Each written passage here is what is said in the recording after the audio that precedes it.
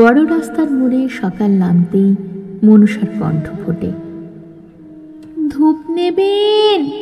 ধূপ, ভালো ভালো গন্ধ। ট্রাফিকে আটকানো গাড়ির কাজ, মধ্যে বাতানুকূল দুশ্চিন্তা, ব্যস্ততায় বিরতি বিরক্তিকর। গাছে না হোক, সিগন্যালে সবসময় সবুজ দরকার।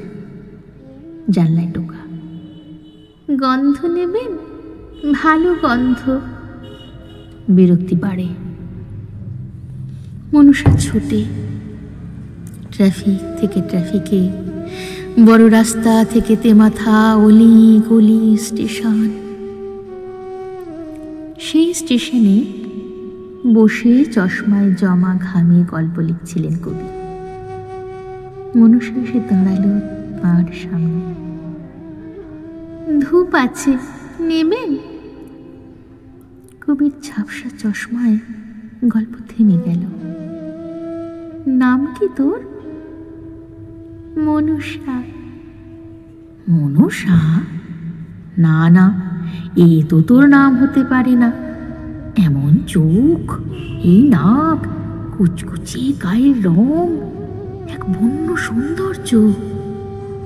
শোন, আমি তোর নাম দিলাম আফ্রিকা। ধূপ নেবেন? ভালো গন্ধ। মনুষার চোখে আকুতি। কবি হারিয়ে গেছেন আফ্রিকায়। কঙ্গোর চরে চড়ে বেড়াচ্ছে তার কবিতা। গহীন অরণ্য, মিশমিশে অন্ধকার।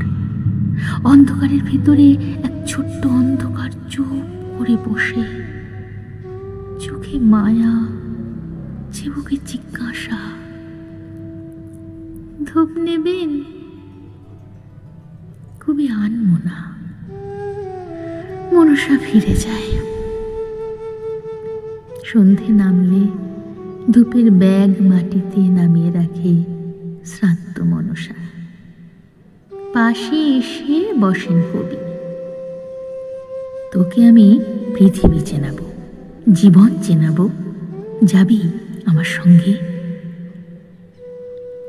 কবির ঘরে এসে মনুষার চোখে আনন্দ প্রবাহিত হয়। কবি তার কপালে ছোট্ট চুপ রাখলে সে মেয়ে চোখ বন্ধ করে কিলিমাঞ্জারোর বরফ ছুঁয়ে ফেলে, চিৎকার করে বলে, আমি আফ্রিকা।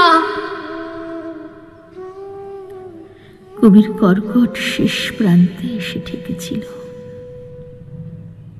মনুষাকে বলে গেলেন, এ ঘর দূর, মাটির স্বপ্ন, আকাশ সব তোর।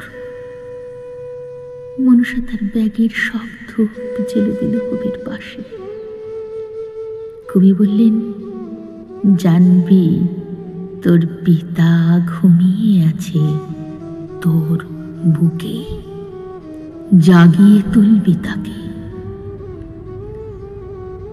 ধূপের গন্ধ ছড়িয়ে পড়েছে কবির কর্কটে। ধূপ নিভে গেল, কবির শ্বাস। মনুষা স্কুলে গেল। কি করবি? পড়বো। পড়ে কি করবি? কবি হব। এসে লুটিয়ে পড়ল কার্যালয়। হাসি শেষে চশমার ফাঁক দিয়ে সরকারি স্কুলের প্রধান শিক্ষক জিজ্ঞেস করলেন, নাম কি? আফ্রিকা।